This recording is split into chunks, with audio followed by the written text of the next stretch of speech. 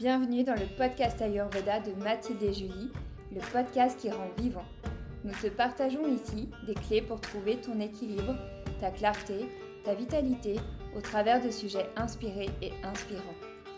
Nous donnons la parole aux personnes qui, comme nous, servent, explorent et expérimentent le vivant.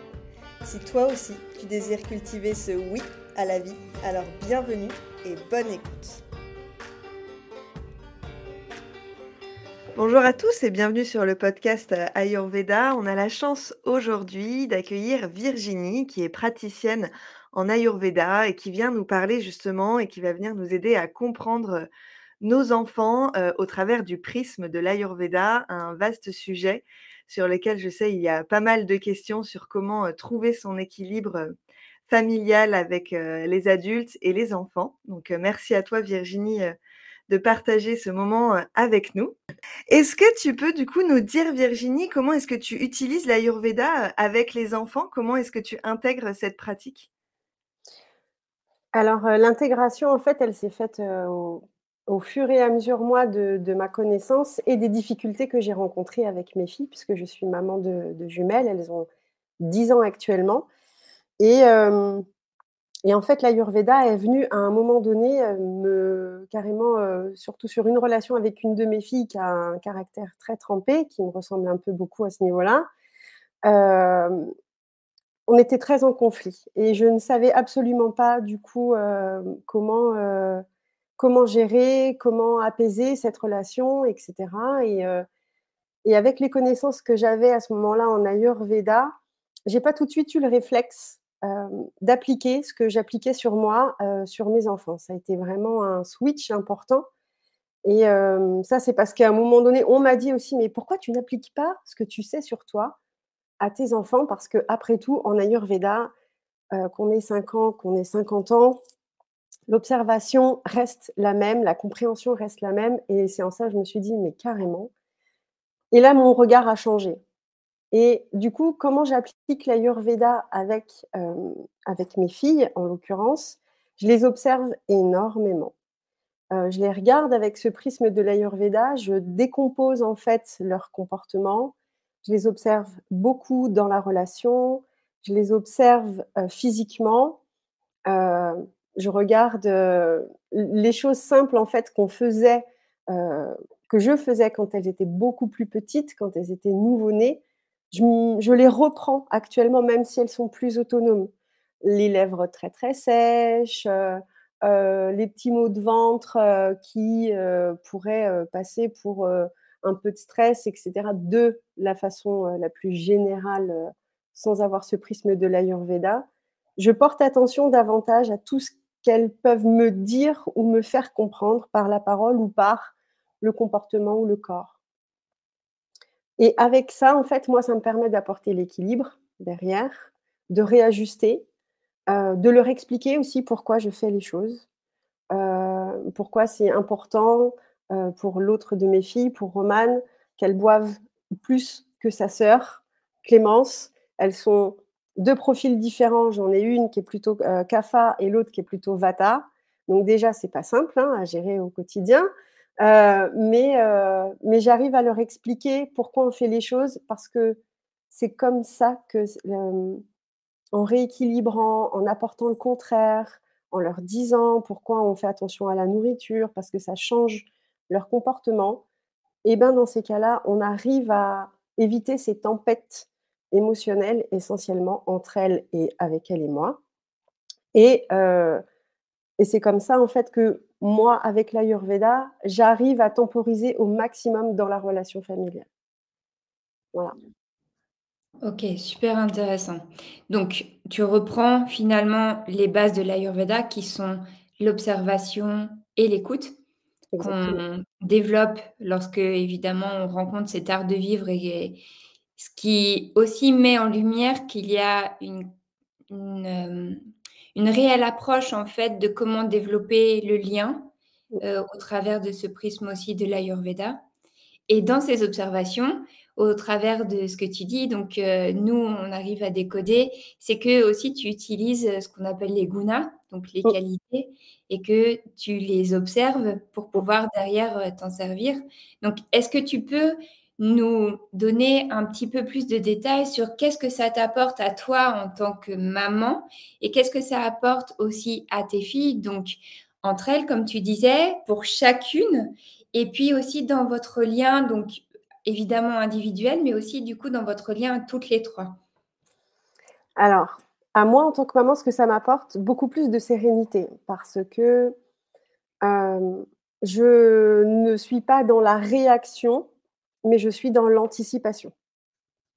Et le fait d'anticiper, parce que je connais mes filles, parce que je les observe, hem, moi, ça me permet d'avoir, d'abord davantage confiance en moi, parce que je ne dépends pas d'un regard extérieur. Je sais qu'elles sont comme ça. Je sais, je suis en capacité de prévoir, en fonction de ce qu'elles vivent, comment les choses vont se passer derrière et j'anticipe et j'équilibre le plus que je peux. Alors bien évidemment, j'arrive pas, à 100 à obtenir, voilà, le résultat que je souhaiterais, mais ça permet de temporiser. Donc hem, je vais reprendre un exemple que j'ai partagé, sur les réseaux sociaux. Récemment, j'ai, une de mes filles qui avait, une compétition à l'autre bout de la France. C'est celle qui est plutôt en profil Vata, donc je savais déjà que ça allait entre le stress, la compétition, le déplacement et cetera. Tout ça, je savais que ça allait venir un petit peu, la chambouler au niveau émotionnellement et heu et donc moi, en anticipation, on a beaucoup enfin j'ai tenté parce que le Vata est pas simple là avec les routines, mais hem, beaucoup de respiration pour essayer de calmer ce mental que je voyais monter en pression. Et puis, quand on arrive à l'extérieur, c'est aussi savoir, s'adapter, laisser vivre. Je les laisse vivre dans la société, normale, hein, j'impose rien, mais j'observe et je rééquilibre derrière et là, en l'occurrence, en étant, chez mes parents, ma fille, je la voyais manger beaucoup, beaucoup, beaucoup plus de viande qu'à l'habitude, parce que voilà, moi, c'est pas comme ça que je fais avec elle et j'ai vu son caractère se transformer, en fait. À partir de ce moment-là, puisque je suis davantage dans l'observation et l'écoute, je rééquilibre. Je stoppe du coup ce qui vient aggraver, ce qui vient déséquilibrer et lui apporter quelque chose qui ne va pas lui rendre, service ni dans son corps parce que forcément ça a des répercussions, ni au niveau émotionnel. Je viens, stopper, arrêter, je lui explique pourquoi et on rééquilibre derrière. Donc on arrête la viande, on apporte davantage de légumes et cetera. Donc dans, moi, ma relation de maman, dans la façon dont moi je perçois les choses, ça me permet d'avoir plus de sérénité. Parce que je sais quoi regarder, je sais comment observer, je sais rééquilibrer. Entre les filles elles-mêmes, hem, elles ont des attentes complètement différentes, elles sont pas du tout sur le même rythme. Une Vata, une Kapha, faut arriver à trouver le juste milieu. Mais c'est là où moi j'interviens justement pour ne pas que l'une ou l'autre tombe dans l'équilibre opposé, enfin ou le déséquilibre et heu, je fais attention aux activités, à entendre leur rythme. Hem, J'en ai une qui est plus attirée, voilà, par exemple, une activité de poterie lui conviendrait davantage, l'autre, une activité de danse lui conviendrait davantage. Donc j'essaye de leur proposer aussi des activités pour qu'au final, entre elles, dans une situation où elles se sentent plus ou moins en équilibre et comblées par ce que je viens leur apporter, hem, elles puissent, elles, trouver un temps, d'échange et de partage sur des thématiques, du coup, qui viennent combler et renforcer l'une et l'autre sur leur centre d'intérêt, sur leur curiosité et cetera. Donc c'est un peu un travail d'équilibriste, mais que je trouve, super intéressant parce qu'apporte, est très, très riche en fait sur les expériences, sur les conséquences que les choses, que ça vient apporter, au sein de la famille, moi en tant que maman parce que, aujourd'hui je trouve qu'en tant que maman on est très, très chahuté sur notre posture et cetera et l'Ayurveda est vraiment venu me chercher sur ce que je ressentais, profondément, sans avoir à aller, chercher des solutions, des conseils multiples et variés auprès de différentes personnes. Moi, ça m'a remis à ma place, de mère et ça m'a apporté davantage de sérénité et de confiance. Mmh. Donc en ça, je trouve ça très intéressant, d'avoir cet outil, qu'est l'Ayurveda dans mon quotidien, hem, pour, voilà, renforcer, ma confiance et ma capacité d'accompagner mes enfants à grandir et à devenir, autonomes avec ce que je leur transmets. Ouais, c'est très intéressant ce que tu nous partages, je te remercie et du coup, dans tout ce que tu nous décris, on sent vraiment, le rôle de maman très investi dans cette qualité d'observation, d'anticipation, justement pour, les accompagner dans ce qui est le plus juste pour elles. Comment tu leur, tout à l'heure, tu parlais de ta fille qui est Vata, de ta fille qui est Kapha. Est-ce que tu leur expliques finalement ce que ça veut dire réellement au-delà des mots? Est-ce que du coup, elles comprennent pourquoi c'est, différent pour elles, différent pour l'autre et qu'est-ce que ça signifie derrière? Si tu leur expliques, par exemple, que c'est des éléments, des combinaisons d'éléments, comment est-ce que, du coup, elles comprennent vraiment au travers du regard d'un enfant de: «Oui, je suis air ou l'espace ou j'ai de la terre», mais finalement, pour un enfant, je me mets à la place d'un enfant, par exemple, de 6 ans, je me dis: «Bah, qu'est-ce que ça veut dire finalement?» Comment tu vis ça avec ces enfants? Alors j'ai hésité au début à leur, dire vraiment, les choses, le nom et cetera et au final, c'est plutôt elles qui sont venues me chercher en disant: «Mais maman, mais moi je suis quoi?» Et il y avait, un besoin à un moment donné, d'être identifié à des éléments et quand je leur ai expliqué du coup, l'air et l'espace et la terre et l'eau et qu'au final, ben, c'est pas étonnant qu'au quotidien, il y en a une, qui adore aller nager, l'autre, qui préférait aller danser. Bon et ben, je leur dis: «En fait, c'est dans votre nature d'être, attirés parce que la danse, le mouvement dans l'espace, bah, c'est plus toi, en fait et d'aller, faire des mouvements, moins rapides mais dans l'eau, bon, bah, tu vois, Clémence, ça, c'est plus toi et ça correspond à ta nature».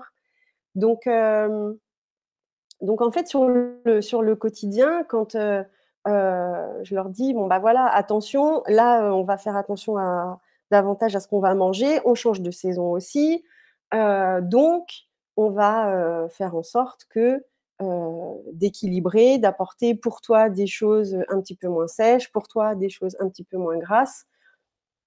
Et de veiller, voilà, mais je leur parle des éléments et elles sont plutôt contentes parce que là où c'est rigolo et parce que ça reste des enfants, c'est, «Mais toi maman tu es quoi? Et papa il est quoi?» Et elles sont fières parce que, voilà, Roman est plutôt, Vata, Pitta et moi je suis Pitta Vata donc elle me dit: «Ah en fait on partage un élément en commun». Je dis: «Exactement» et donc voilà, donc et sa sœur a plutôt un élément en commun avec son père, donc elle me dit, «En fait, c'est logique». Mais oui, en fait, c'est logique et c'est pour ça aussi que je te comprends, parce qu'on partage des choses. C'est pour ça aussi qu'on a des réactions similaires, parce qu'on se comprend. Hem, donc voilà, donc oui, je leur donne le nom, je les incite à davantage, observer, regarder à l'extérieur les éléments et et par exemple, je leur, demande, régulièrement de tirer la langue pour aller, regarder ce qui se passe et j'en ai une qui a fini par aller demander à tirer la langue de ses copines à l'école et elle me dit et elle me dit: «Mais maman, sa langue, elle est comme ça veut dire quoi?» Je dis: «Alors tu sais mon chat, ça se passe pas comme ça». Je lui dis: «Mais c'est mais si tu veux, on en Génial. reparlera plus tard». Mais voilà, donc parce qu'au final, elle trouve ça fascinant d'arriver à comprendre avec des choses aussi simples que les éléments de la nature, même si c'est la nature est très complexe, mais avec, et c'est en ça aussi où, hem je trouve ça, fort de pouvoir leur expliquer, qu'elles comprennent et en grandissant, qu'elles arrivent à l'appliquer sans passer, par, une formation ou et cetera, mais parce que ça a été transmis et pour moi, l'éducation, c'est aussi ça, c'est la transmission donc voilà. Très beau.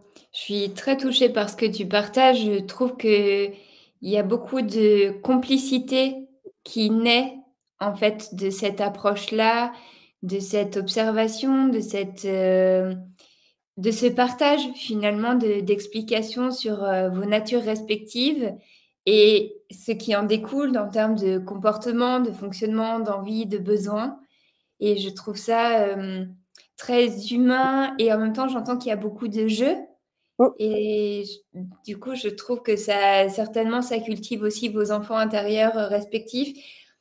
Bien que certainement parfois c'est un peu challengeant aussi, dans les dans les situations et je trouve ça très beau en fait la complicité que je sens, que tu crées avec, tes enfants et en fait au sein du foyer familial grâce à cette lecture. Bah, merci. Bah, en fait, c'est vraiment, ça fait partie, voilà, le partage, c'est vraiment une des valeurs qui, pour moi, est importante au sein d'une famille et la question, c'était vraiment, mais comment partager? Comment avoir des moments de partage, sur quoi? Sur quelque chose, qui va durer, en fait et l'ayurveda est vraiment, enfin, voilà, le la chose pour moi, je sais que ça va rester, pour elles parce que bien évidemment en grandissant, elles ont cette culture du coup que je leur partage, mais elles feront leur choix, plus tard et ce que je trouve ça beau aussi, c'est qu'elles auront une ouverture d'esprit suffisamment large du coup pour faire leurs propres choix et mais pour autant, je tiens à ce qu'aujourd'hui, voilà, les choses, se passent comme ça parce que je pense, en tant que voilà, c'est une position, maternelle, que c'est comme ça que j'arrive à partager davantage, les moments, les valeurs avec elles, le plus long enfin, je le souhaite le plus longtemps possible. Voilà. OK et puis il y a aussi, cette notion de confiance dont tu as parlé tout à l'heure. Donc tu as dit que toi, ça te permettait de cultiver ta confiance en Mmh. toi en tant que maman aussi et j'entends que ça leur permet à elles aussi de cultiver leur confiance en elles, en leur nature et d'apprendre finalement à s'accepter dès le plus jeune âge pour, se mettre en lien avec, qui elles sont et pour pouvoir dès maintenant, enfin même, dès à présent, pouvoir, commencer en fait ce chemin d'acceptation de leur nature et de tout de suite, sentir cette nature comme un allié aussi dans la vie et dans ce qu'elles vont pouvoir, créer ensuite par la suite au travers de ce que tu viens de dire, de faire leurs propres choix et cetera. Je trouve ça très beau, ce partage, merci. Avec plaisir. Ouais, je rajouterais même, ce que je trouve aussi très, très beau, c'est cette idée aussi de sortir de l'ayurveda théorique et de là, en fait, de ce que tu partages, c'est vraiment, bah, cet art de vivre, en fait, qui nous accompagne au quotidien et qui est bien au-delà des de plantes ou de quoi que ce soit, mais juste, cette intelligence propre et innée qu'ont les enfants aussi de pouvoir connecter à ça et du coup, je trouve que c'est très, très c'est intéressant la phrase que tu as utilisée tout à l'heure dans le sens où vraiment c'est voilà, elles vivent au travers de l'ayurveda sans finalement, poser des mots sur des mots, mais juste, avoir cette capacité, d'observation qui est très puissante et du coup très, très précieuse comme transmission, je trouve. Oui et puis, il y a le côté aussi, hem, il y a on fait les ch enfin, je fais les choses, je connais mon intention en le faisant avec elles, mais quand je leur explique aussi, alors certes, voilà, ça permet davantage de se comprendre, ça permet d'expliquer, un certain nombre de choses dans la réaction, dans les émotions en fonction de ce qu'elles vivent dans la journée, de ce qu'elles traversent et cetera. Mais je leur dis aussi: «C'est pour votre santé, en fait» et l'objectif, c'est vraiment avec tout ça, enfin voilà, je leur transmets malgré tout que l'objectif, c'est quand même d'être en bonne santé. Donc et de faire le lien entre ce que l'on mange et notre santé. C'est super important parce que, alors, on vit dans une époque où, rien n'est équilibré, donc c'est un travail, d'autant plus important à faire, à la maison, moi avec elle. Mais Heu, les stimulations extérieures, par exemple, bon là ça va, elles vont rentrer au collège, il y aura moins, mais les anniversaires avec des bonbons à tout va, OK, d'accord. Bon bah, je pars du principe que je n'interdis rien, juste je leur explique, on équilibre en fait. Tout est possible, il y a rien d'interdit, juste le savoir pour pouvoir, réajuster derrière et rester en harmonie et en équilibre. Mmh. Donc c'est ce côté aussi, non, je n'interdis pas, mais je tempère. Je fais attention davantage du coup, à comment elles réagissent et cetera, mais je leur explique: «Oui, OK, tu as mangé des bonbons, bah, OK, c'est pas grave. Mais à la maison, du coup, on va essayer sur les jours qui suivent de faire autrement, on va essayer de réajuster et cetera, et c'est pas grave. Enfin, il y a rien de grave en soi. Donc heu, donc c'est ça aussi, ce côté, il y a rien de drastique, il y a pas d'interdiction, ni alimentaire, ni quoi que ce soit, juste en équilibre. On le sait, c'est pour ça que l'anticipation, c'est super important, où je trouve qu'à partir du moment où on a cette connaissance, on a ce pouvoir d'équilibrer et donc malgré tout, on reste dans une, maîtrise d'équilibre, qui, à mon sens, est quand même super importante. Totalement. Et je trouve qu'il est très intéressant ton exemple justement sur, les anniversaires et les bonbons. Mmh. Est-ce que tu peux nous partager comment tu équilibres ça après? Alors évidemment, on est d'accord qu'il n'y a pas de recette, toute faite pour tout le monde, mais est-ce que tu peux juste, nous expliquer comment toi tu réfléchis en fait à cet équilibrage par rapport à la connaissance de tes filles? Alors, alors sachant que voilà, sur les 2 profils, alors elles sont dans 2 écoles différentes en plus, donc j'ai la chance qu'elles fassent pas les anniversaires en même temps. Donc ça, c'est heureusement. Du coup, moi, ça me permet de souffler un peu entre chaque.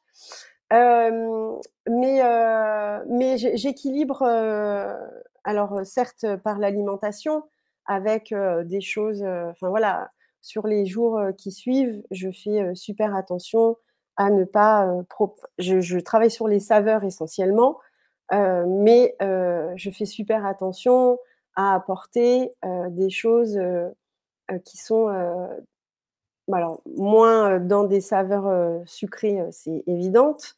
Ce qui d'ailleurs leur pose problème parce que, forcément l'amertume, et ça peut poser souci, des fois, enfin voilà, c'est pas des saveurs qu'elles ont l'habitude de côtoyer, à la cantine ou autre, donc je fais attention, j'utilise davantage les saveurs et je fais aussi super attention aux activités en fait que je vais leur proposer.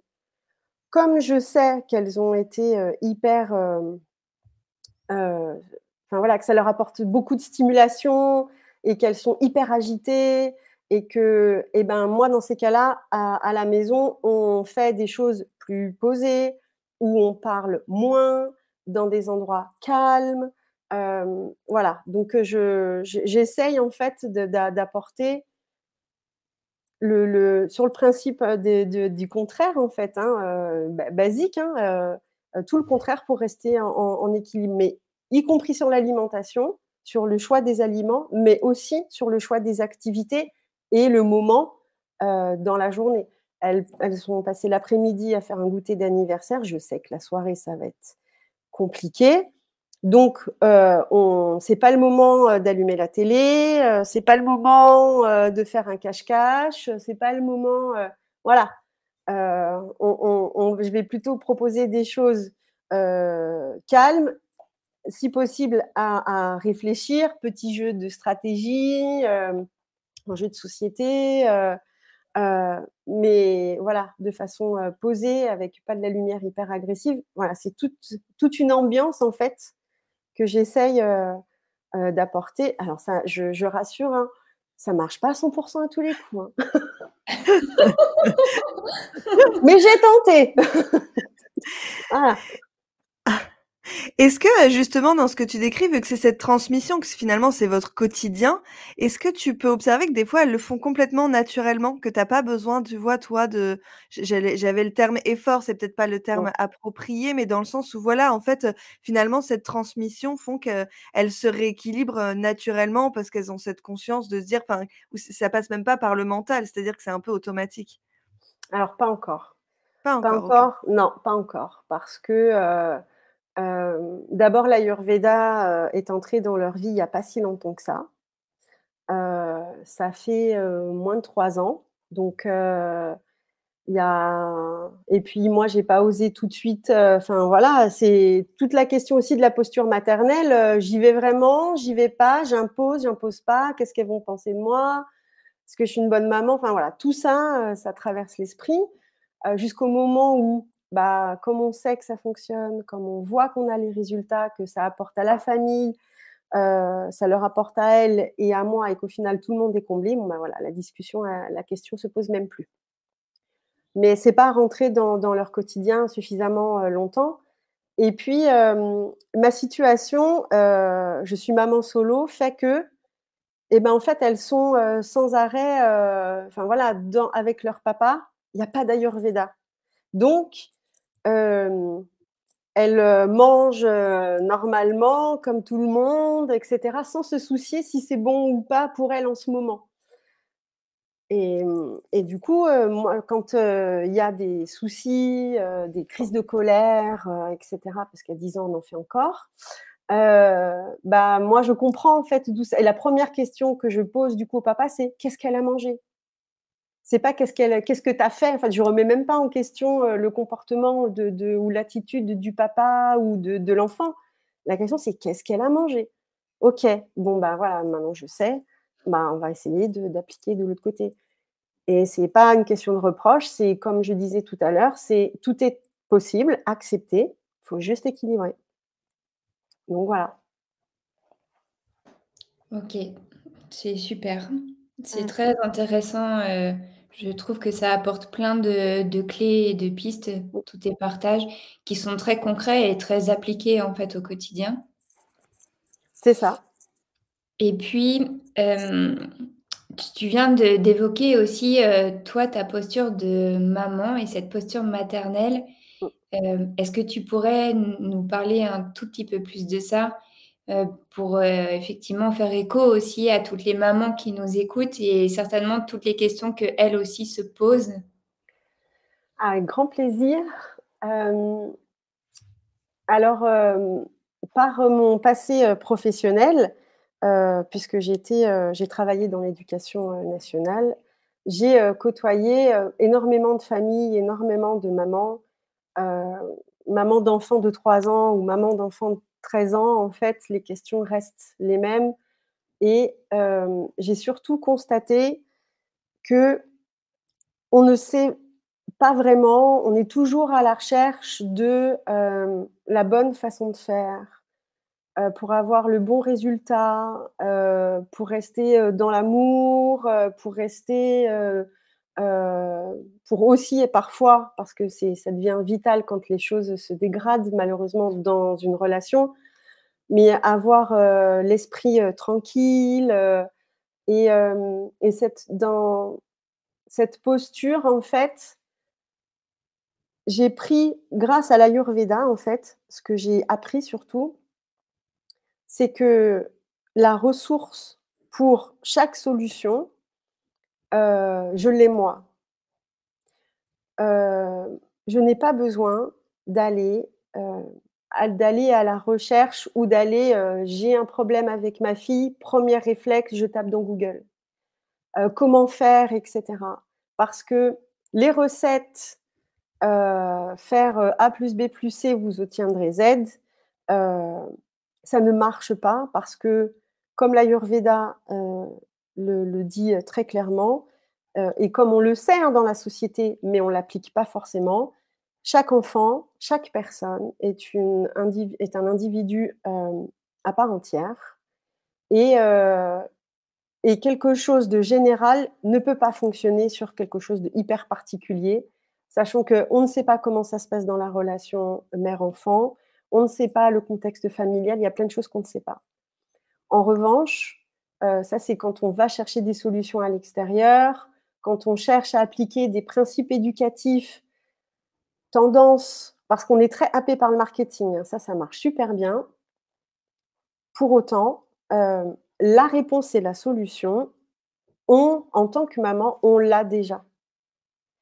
La première chose à faire et ça, c'est parce que la société fait aussi qu'on est hyper déséquilibré, on est happé par, 10 000 choses en même temps et cetera et donc on va chercher les solutions à l'extérieur, c'est le premier réflexe qu'on a et parce que ça demande aussi le moins d'efforts, ça c'est la nature humaine. On va trouver, alors que se poser, observer, se taire, et prendre le temps de voir comment les choses fonctionnent pour prendre de la hauteur et analyser, ça, c'est à la portée de tout le monde. Il y a pas besoin, d'aller, faire, telle formation en éducation de je sais quoi.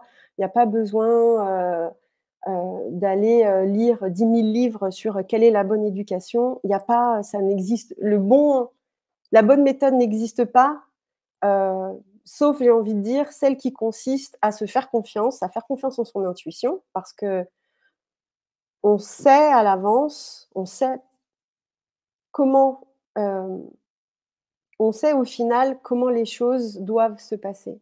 On n'a pas besoin d'attendre que quelqu'un nous le dise et avec l'Ayurveda, avec ce regard de j'apprends à observer et surtout j'apprends à savoir quoi observer, parce que c'est ça en fait qui nous fait défaut, on ne sait pas quoi regarder, donc on ne sait pas ensuite comment faire. Hem, on apprend à observer un certain nombre de choses qui sont simples et de bon sens puisque ce sont les éléments de la nature, il y a juste à les regarder, mais oui, bien sûr, pour pouvoir ensuite, savoir quel chemin prendre. Et ça, dans l'éducation, je trouve que c'est, encore plus flagrant, grâce justement à cette observation, à ce temps d'analyse et au fait de se faire davantage confiance dans ce qu'on va proposer et ne pas douter. Mais ça, une fois de plus, ça dépend aussi de, la nature en fait propre de la maman parce que, Vata et Rajas, nous perturbent énormément et c'est ce qui fait qu'à un moment donné, on a du mal en fait à se poser, à prendre ce temps, qui est nécessaire, à mon sens, pour pouvoir ensuite reprendre la main et repartir, heu, sur un chemin qui nous convient nous davantage parce que c'est par rapport à on ne se cale pas sur d'autres valeurs, mais on respecte les nôtres, voilà et on va sur le chemin qui nous correspond. C'est intéressant ce que tu dis parce que tout à l'heure, on parlait déjà des qualités, tu vois? Donc, Mmh, des qu'on appelle les gunas en mmh, ayurveda, le froid, le chaud, le sec et tout ça. Et là, tu viens nous parler des qualités du mental aussi qui ouais, sont rajas, sattva, tamas. Est-ce que ouais. à tes filles aussi, tu leur expliques ces qualités et que comment elles fonctionnent, comment elles sont inhérentes à elles, à quoi ça leur sert? Alors, pas pour le moment, en fait. Je suis pas OK. rentrée, à ce niveau-là avec elles. J'essaye déjà, de leur expliquer, d'arriver à sur les gunas, d'arriver à les identifier, d'arriver à poser, une qualité, une caractéristique. Donc déjà, c'est, un sacré exercice de réflexion d'arriver: «Mais ça, du coup?» Ferme les yeux, touche, qu'est-ce que tu sens? Mais quand on y réfléchit, c'est exactement ce qu'on fait, c'est de l'éveil du coup avec nos sens. C'est ce qui est fait en école maternelle avec les plus petits, mais qu'on abandonne, quand en grandissant, sous prétexte d'autonomie et c'est bien dommage parce que c'est vraiment quelque chose au quotidien qui peut, qui nous aide en fait. Tout à fait et ça fait vraiment écho. Je revois les livres, pour enfants, pour, Mmh, les enfants de 2 3 ans. D'ailleurs, Julie, tu en avais offert un pour mon fils où tu m'avais dit: «Regarde, c'est de la pure ayurveda» et en fait, ça m'avait vraiment marqué de me dire, en fait, justement, c'est quelle qualité de sentir des fois comment c'est doux, comment c'est rugueux, comment c'est sec et on voit, en fait, l'intelligence de ces enfants qui sont en train de toucher pour développer ces qualités-là et je trouve que c'est un super exercice, enfin un exercice, en tout cas, une super pratique, à faire, avec, enfin voilà, pour redonner toute cette intelligence de capter, en fait, les éléments, les qualités. c'est ça et quand ils sont tout petits, on est très focus du coup en tant que parents pour, aider à développer la curiosité de nos enfants, et donc ça fait partie des activités qu'on leur propose, bien volontiers, mais ensuite on oublie. Et quelque part, sur la construction de l'esprit, alors peut-être que je sors un peu du coup de l'Ayurveda là, mais sur travailler sur l'abstraction, sur effectivement, là, je ne le vois pas, mais je le sens, je le touche. Quelle conception, comment je me le représente et à quoi d'autre je peux l'assimiler dans la vie de tous les jours, même en grandissant. Ça fait partie des choses qu'on devrait pouvoir continuer à proposer à nos enfants en grandissant, pour stimuler cette curiosité, et cette conception d'abstraction, qui leur est, utile. Ils n'ont pas besoin d'avoir quelque chose de très concret, voilà, ou de faire la différence entre concret et abstrait. C'est quand même super important quand ils grandissent, quoi. Totalement. Et juste pour, nos auditeurs, donc là, on parle de ce qu'on appelle les gunas, qui sont des qualités Mmh. qu'on utilise en Ayurveda pour, décrire tout ce qui nous entoure. Et un des principes, fondamentaux, en fait, de l'Ayurveda, c'est: le même augmente le même et l'opposé réduit. C'est pour ça que depuis le début, on parle de cette notion de rééquilibrer avec l'observation justement de ces qualités.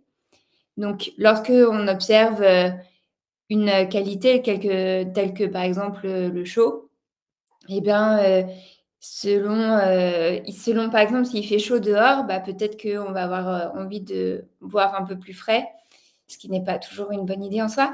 Mais en tout cas, de manière instinctive, par exemple, quand il fait froid dehors, on a plutôt envie de manger chaud, on a plutôt envie d'être au chaud.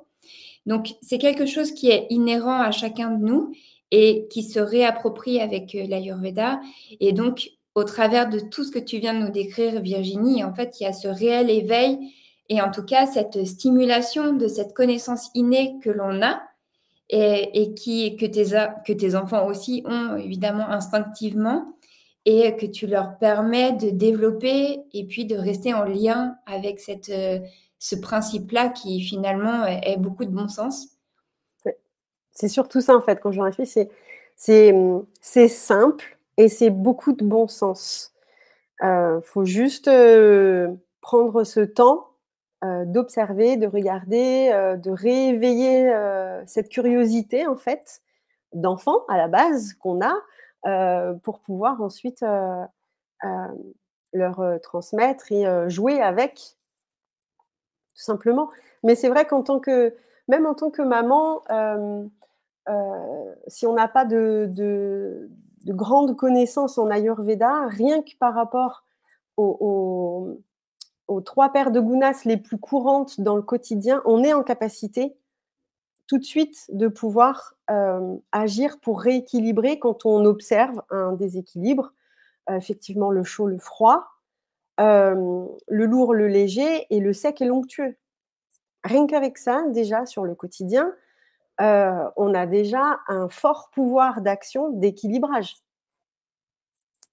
Dans les activités sportives, ou dans la nourriture, c'est déjà énorme. C'est un pouvoir, déjà très conséquent, sans pour autant être, hyper expert, de l'ayurveda. Mais rien que ça déjà, observer, se rendre compte si on est dans le trop, réajuster et voilà. Rien qu'avec ça déjà, c'est déjà, à mon sens, déjà super de pouvoir le faire. Oui, c'est sûr que c'est précieux et c'est à la portée de tous. Ouais. Et Exactement. justement, ça permet de te demander, juste qu'est-ce que toi tu utilises, comme outil, comme piste, que tu peux partager justement à nos auditeurs, aux mamans, aux papas, qui nous écoutent et qui se disent: «Ah, ça a l'air facile et en même temps, concrètement, qu'est-ce que je peux déjà commencer à appliquer qui est à portée de main sans avoir besoin tout de suite, peut-être de plonger, un peu plus dans Mmh. l'ayurveda?» Alors, déjà, heu, sur le sec et l'onctueux, donc on observe très facilement, la peau de nos enfants, heu et donc l'observation de peau, très sèche, est une indication, et on le fait naturellement, hein, même pour soi, on a la peau sèche, on hydrate. Mais c'est quelque chose du coup qu'il faut pas faire, qu'il faut vraiment prendre en considération. C'est l'expression du corps sur un besoin un peu plus. Donc ne pas, juste, faire ça, 3 jours et ensuite, passer à autre chose, mais vraiment continuer d'observer jusqu'à ce que le corps donne le signal que ça y est, enfin c'est bon, ça va mieux. Heu, hem, les enfants, alors je prends, souvent 2 exemples parce que c'est les plus, flagrants et c'est ceux avec lesquels, les parents je discute le plus. C'est, l'agitation en fait des enfants. Un enfant qui est tout le temps agité, un enfant qui a du mal à s'endormir le soir.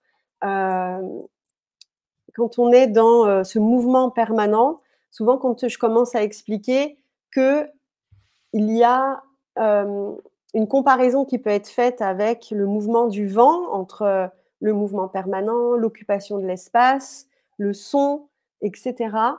On est dans, de l'air et de l'espace et il faut arriver à poser, à apporter de la lourdeur et du poids, sur cette activité hyper légère qui a tendance à aller vers la hauteur. Et donc il faut apporter le contraire.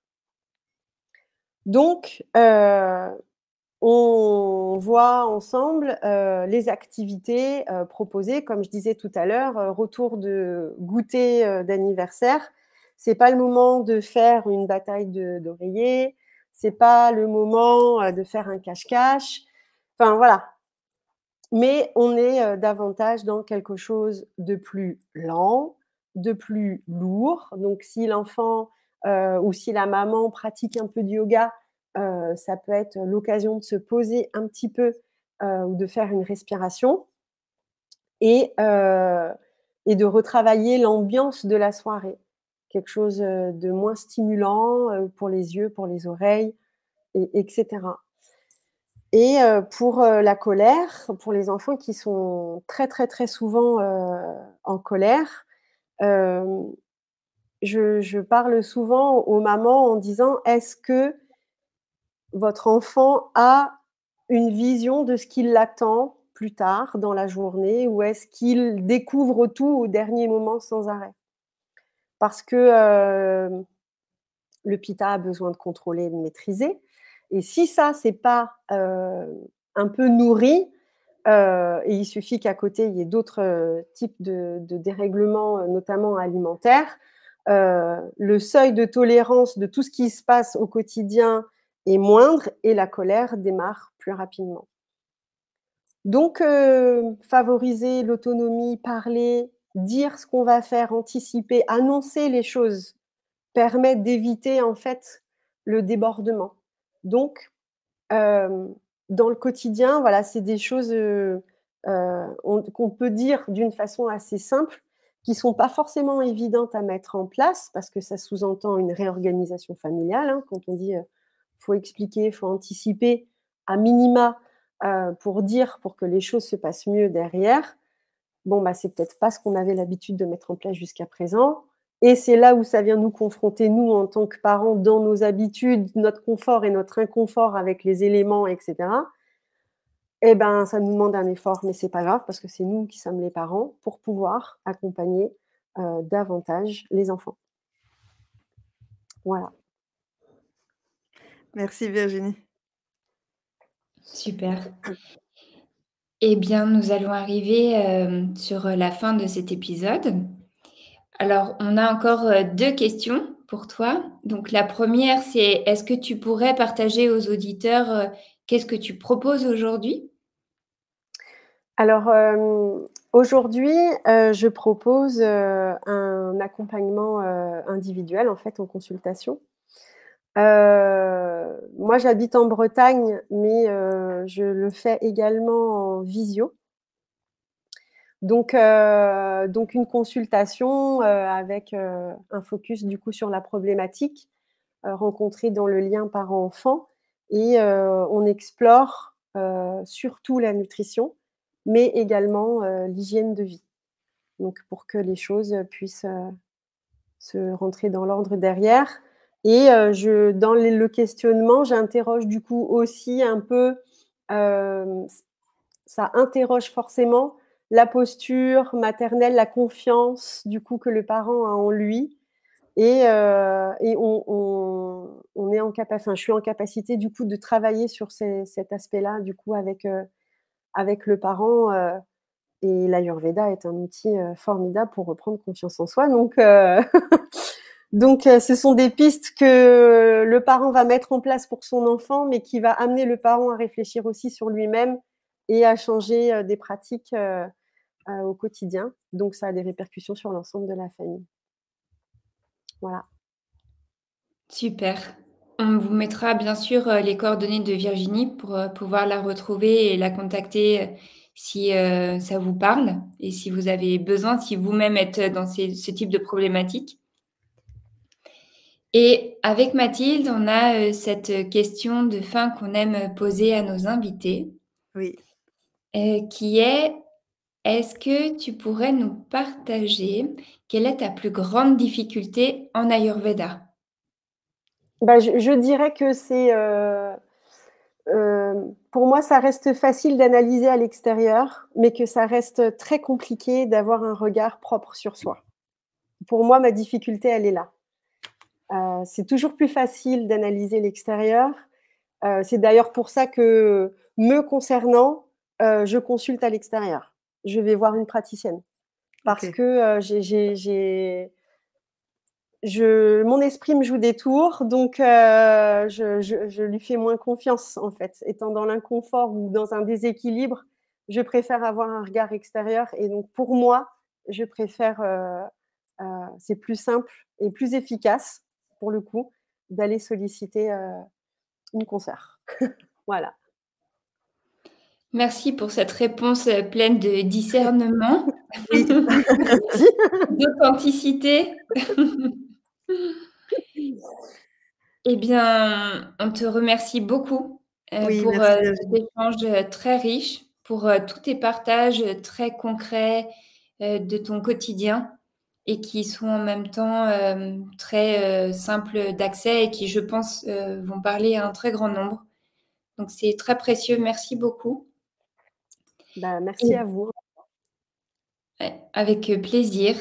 Oui. Et puis, bien, nous, on se retrouve dans 2 semaines pour le prochain épisode. On vous invite toujours à nous laisser vos commentaires, à aimer, à partager, à faire voyager ces podcasts, à toutes les personnes autour de vous qui auraient besoin d'écouter, évidemment aussi autour de ce thème. Et on vous souhaite une très belle journée et à très bientôt. À très bientôt. Tu as aimé cet épisode ? Dis-nous en commentaire ce qui t'a plu. Puis, clique sur le 5 étoiles de ta plateforme d'écoute préférée, abonne-toi et fais-le voyager. Tu es curieux ? Découvre les packs Sommet Ayurveda qui contiennent des dizaines de contenus vidéo, audio et PDF, disponibles sur notre site internet podcast-ayurveda.com. On se retrouve dans 15 jours pour un nouvel épisode.